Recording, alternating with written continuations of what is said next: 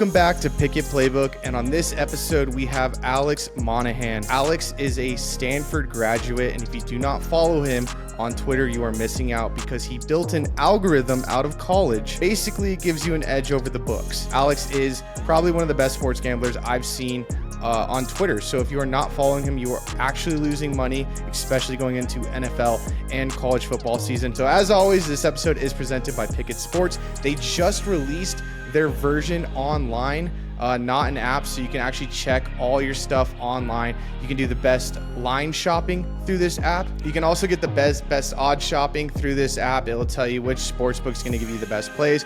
And if that's not enough, Alex will, because he's a line shopper. Alex, thank you for coming on the show. I love Pikkit, and I love Pikkit. Great app. Amazing. You got to use it. You got to use it. Speaking of Pikkit, I'm going to throw up your last month of sports gambling through all your apps. I'm pretty sure you netted $70,000. Is that correct? Yeah. Mainly thanks to Betr. But yeah. That is insane. So you get out of college, right? You go to Stanford. Obviously not an easy school to get into. So you what did you get your degree in? Math and computer science. And then I love gambling though. So there's like a little poker place. Like that's kind of when I got hooked on maybe gambling in the first place. Like I knew I didn't want to be a fucking software engineer at Amazon. I also knew, I didn't want to be a professor. So kind of got drawn to the sharper side, more informed gambling, strategy games, poker, stuff like that. Really attracted to them. Did you play that in college? Was that your game, was poker? Yeah. I didn't really bet. I mean, obviously you couldn't bet much at the time. It also just wasn't as popular. I mean, I had friends slamming bets and talking about it, whatever. But it more was poker. So what got you really invested though? Were you hanging out with the boys in your college dorm and they're talking about how they have 9-leg parlays and you were watching and you're like, there has to be an actual way to beat the books here? No, it was actually more, when I left college, I worked in trading. It sounds crazy, but it's basically the same thing as sports betting, right? If you work at a trading firm or an investment bank, whatever, you're just gambling other people's money. You're trying to make informed decision. You're making markets. The same way a sports book sets a market, minus 110, minus 110, plus 110, minus 130. I mean, if you're a market maker, a trader, you're doing the same thing. So I'd say when I started working at a trading firm is when sports betting legalized. All these books had these crazy promos. I'm sure everyone's seen them. $500 deposit match, whatever. At the time, they were even crazier because these books first launched, they were blowing money. So people at work just started talking about yo, Alex, you signed up for FanDuel yet? They have this crazy promo. You put in 1,000, you get 1,000 for free. And I was just out of college, that's a lot of money you can basically earn off these promos. So that's kind of how I started dabbling with it and then just started to take it more and more seriously, get more and more interested. So you built a computer, you used your computer degree to build a software that, how does, I don't want to, expose your trade secrets, but how does this give you an edge over the books? No, OddsJam it's a very cut and dry product. It just shows discrepancies, value, right? So it's less so me being hey, I like Jordan Love's over. It's much more a software, a middle bet. Hey, Prize Picks an underdog week 1. Prize Picks is opening Mahomes at 270 passing yards. Underdog's 290. Maybe it's a good time to play the over or the under, or maybe the middle bet it. Bet the over 270, the under 290. Have this 20-cent spread where, if he has 280, you win both bets. So it's much more it's just a data-driven product, getting the best odds. I mean, similar to some of the things Pikkit does. So I won't, it's not like there's any super secret sauce. It's just a lot of data, a lot of odds, that type of thing. See, I got to say, there has to be some secret sauce because netting 70 grand in 1 month. And also, I was checking, those were some parlays. You're a pretty sharp bettor. You're not really into the parlays. So what drove you to actually take in more than one leg here? I'd say these DFS sites, right? You can't run a single play. So I'd say I started experimenting more with DFS as well as sports books. I do FanDuel, DraftKings, Caesars. I probably spent more time on them a few years ago than I do now. just due to like betting limits, whatever. But I'd say like when Prize Picks launched, Underdog, just kind of started getting involved with those, exploiting edges, mispricings. Like at the end of the day, like a parlay is just a combination of bets. You can work out how should things be priced. Like I think we all agree, like if for a 2-man on Prize Picks, we could get Mahomes over week 1 and Tua over week 1. Normal passing yards lines, if we got that at a 10x payout, that would be a no-brainer. At a 1x payout, that doesn't make any sense because I can bet it on a sports book and get a 1x payout for just one leg. So like there's obviously some line, and it's more mathematical of just like trying to figure out like, okay, like what should things be priced at? And I think that's a lot of the opportunity on these DFS platforms is sometimes they have mispricings, they have opportunities, they have correlation you can exploit on these fixed payout websites for golf, for different sports that you can be pretty successful on. So, I mean, obviously, college football, NFL is right around the corner. That is the most wagered sport in all of America because it's the best sport in America. What advice do you have for anyone who is going to be placing any wagers this NFL season, isn't as well versed in how lines work, how the books kind of trap you? Any advice for, like, let's just call it the average bettor or even a new bettor? I'd say number one, like take advantage of the promos. Like I know it bores a lot of people, these like 50% profit boost on FanDuel, first game of the NFL season, whatever, risk-free touchdown score bets. But like, I mean, just taking a step back, the easiest money you will make is when the book is giving you a boost in the odds or something like that. So that's how I started gambling, right? I took advantage of the low-hanging fruit, the promos, the odds boost, the profit boost. There's a lot of opportunity in some of them. That's number one. So number two is just like, ideally you use multiple books, and it's boring. It's not sexy, but like if you can get a team +7 versus +6.5, that's basically a completely different bet. And it happens all the time. There's a difference between getting, the Browns +6.5 on FanDuel versus +7 on DraftKings. So like if you actually want to make money sports betting and it's not solely for fun, like you're going to have to try to exploit some value, like getting a team at +7 when the rest of the market has them +6.5. There's not a single profitable bettor who doesn't use multiple sports books, who doesn't line shop, who doesn't make sure they're getting the best price.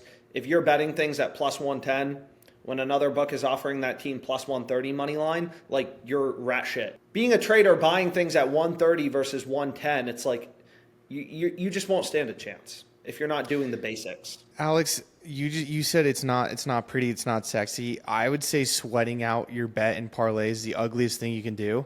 But if you're winning money, it's all that matters, right? So if if you're coming into this season, you want the best week 1 you got. I don't know if you know the lineups on the top of your head, but do you have any just easy picks right now that you're like, lock it in right now, I'm already invested, here's my pick? I am on Bears money line for preseason and over 37 in the Giants game preseason. But I think week 1 preseason bet. I love them. Yeah, I love it. I've like 4 bets open for the preseason I did on like a live stream. I think week 1, I haven't even, to be honest, I've been looking at preseason, so nothing immediately comes to mind. I can take a look real quick if you want me to, but like no main lines that I've looked at or locked in anything on. Do you mind explaining, and I kind of learned this, I don't know if it's actually true, so I actually want to ask you, but when you go up to a sports book, right, and you see a trap line, right, people who have bet a lot know what a trap line is, or the hook, 8.5 runs, that half run is going to kill you at the end. Is there any traps or anything a bettor should watch out for coming into the NFL or college season? I'd say the biggest trap is just getting screwed on price, right? Like there's a price for everything. I'll see people put out 2-man demon slips on Prize Picks, anytime touchdown scores, home run slips for baseball, but football, anytime touchdown scores, and they're getting a 4x payout. And you build that same parlay on FanDuel, you're getting an 8x payout. I'd say the biggest trap is not realizing where books are absolutely demolishing the payout because that player is very popular. And you see it all the time. My point is like +100 versus like on another book you can get +200. And it's like, because a lot of people just use one app and they don't think about it. It's like, I love Aaron Judge, I just got him plus 100, hit a home run. It's like, the biggest trap is just not realizing when the book is absolutely screwing you on the payout. It's hard enough to win one bet. So if you're getting screwed on a payout when it should be 10x and you just hit 3 in a row, yeah, you need the money, because I've been there. Like, just getting past the first leg sometimes feels impossible. But Alex, you have to tell me. I mean, clearly, just talking to you this short time, you're probably one of the best sports gamblers I know. You mentioned you played poker. What is your craziest gambling story? Whether you lost big or won big, I just need your craziest gambling story. Yeah. I mean, one more tip, then I'll get into it, is, cash outs. I feel like a lot of people, they'll place a 3-leg parlay and then they'll cash out after the first 2 legs. Cash outs are almost always not a good deal. Granted, I get it. Like, if this is life-changing money for you, you have some crazy parlay, you win your first 3 legs, it's like you need, like, that's a different story. But in general, the amount of people who, like, everything they're just cashing out or during a game, it's like, that is another place where the books don't offer cash outs to be nice. They offer cash outs because they screw you on the payout they're giving you. But anyways, I digress. Alex, I got to be honest with you. I've named some of my parlays we play for the cash out. So, I mean, I'm learning a lot from you. I'm so sorry, but it is the truth. I've named some, like, I've told my brother, I've told everyone, I'm like, guys, we just play for the cash out here.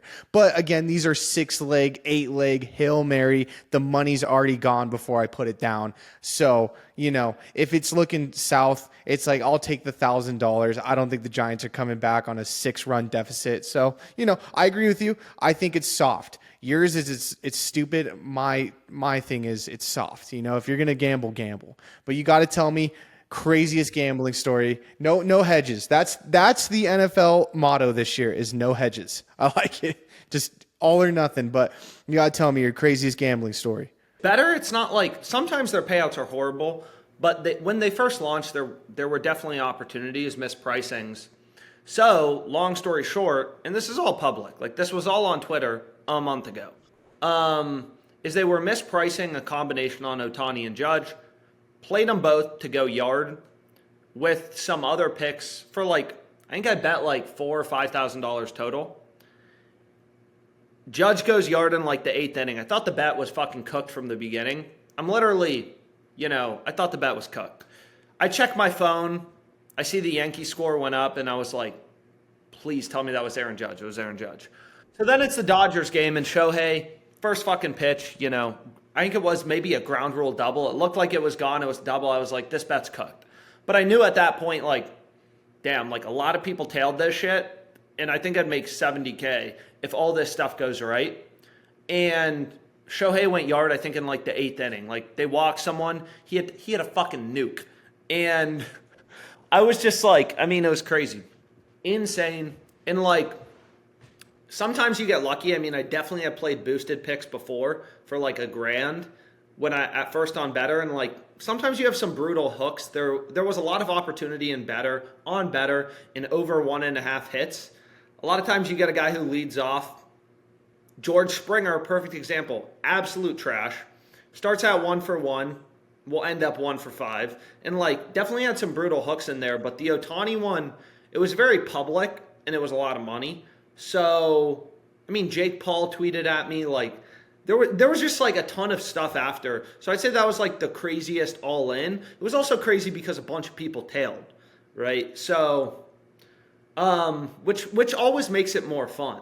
Because what were your DMs like after? Not only is Jake Paul tweeting at you, but what were your DMs right after you hit for $70,000 and you tweeted it out for people to tail?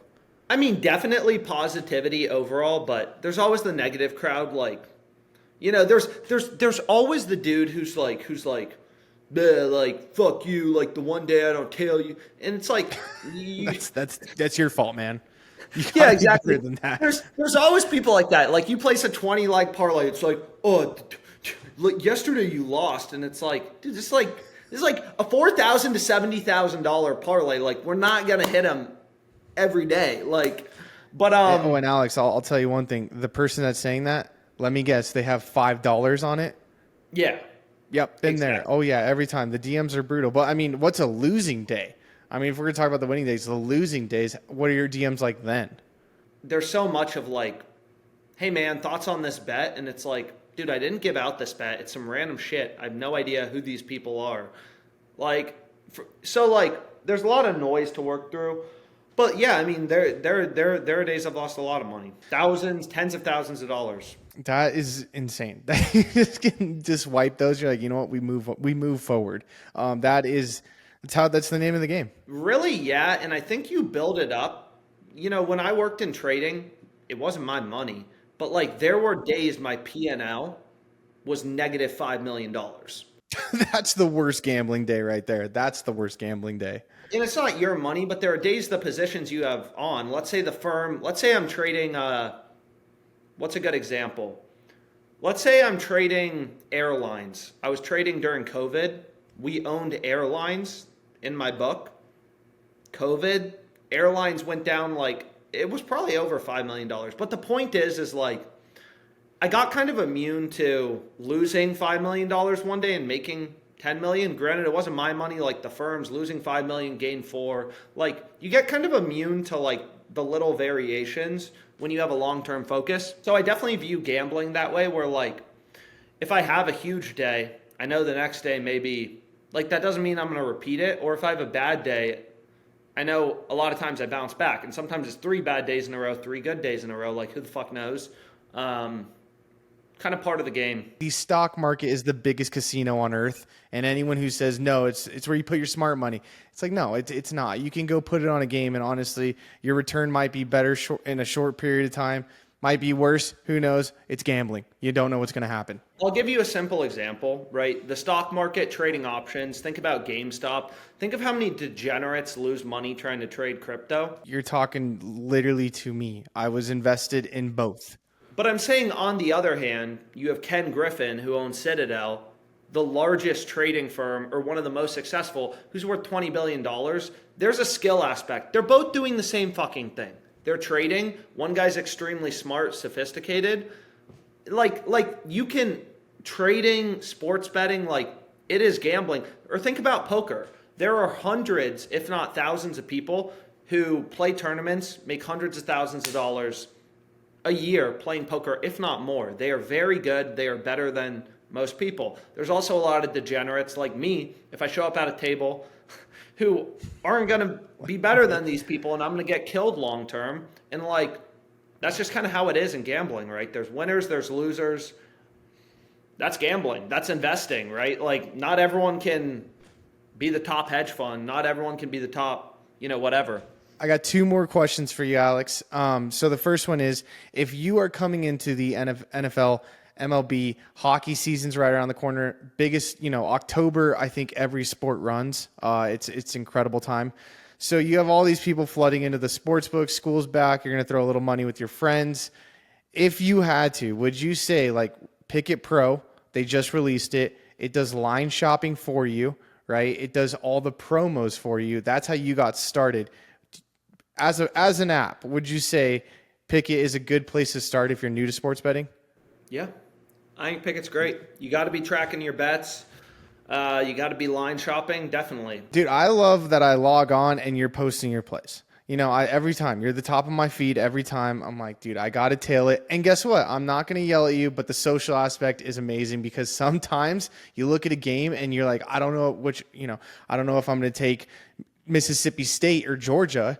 And then everyone's like, dude, take neither. It's always the under. You're like, there we go. I wish I'd have known that last year. I watched an Army game, dude. I had the under 47 points. It lost in the first 6 minutes. But I will say, if you're going to download Pikkit, always make sure that you're tracking your bets.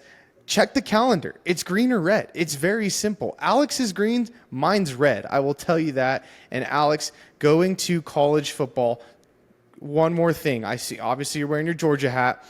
I have a significant amount of money on Texas to win the national championship. I have plus 800 odds. I know FanDuel is offering plus 850, and you're like, what are you doing? I kind of like the physical ticket. I don't know what it is about it. I don't want to cash out. I don't want to hedge. I want the physical ticket. I don't want that option, right? Do you think that plus 850 is fair for Texas, or who do you have winning it all? Is my whole question here. Give me Georgia.